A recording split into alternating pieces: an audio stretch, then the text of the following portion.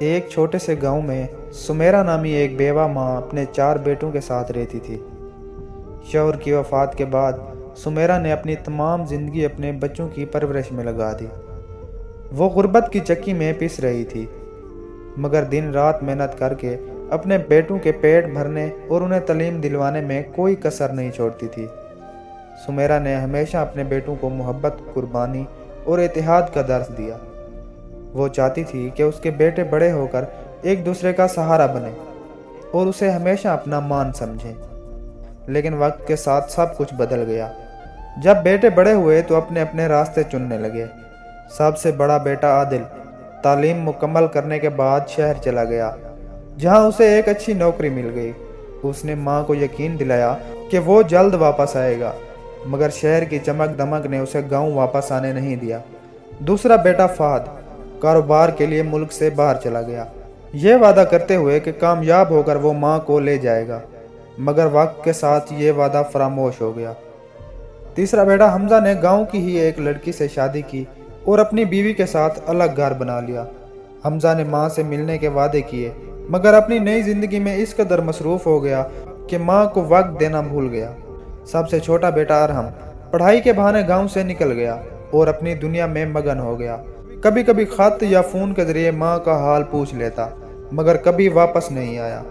सुमेरा, जो एक ज़माने में अपने बेटों की हर ख्वाहिश पूरी करती थी, आज अपने घर में तन्हा थी, बीमार और कमज़ोर। वो रोज़ अपने दरवाजे पर बैठकर बेटों की राह तकती, मगर कोई ना आया।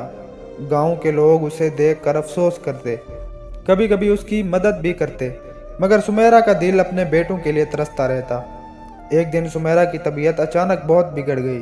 बिस्तर पर लेटे हुए उसने खुदा से दुआ की उसके बेटों को अकल दे और वो वापस आ जाएं। जब सुमेरा का इंतकाल हुआ तो गांव वालों ने उसका जनाजा उठाया और उसे दफनाया। ये खबर जैसे ही बेटों तक पहुंची, वो फौरन गांव पहुंचे। आदिल, फहद, हमजा और अरहम अपनी मां की कब्र के सामने खड़े होकर रोते रहे। उनके आंसू पछतावे के थे, मगर अब सब कुछ खत्म हो चुका था।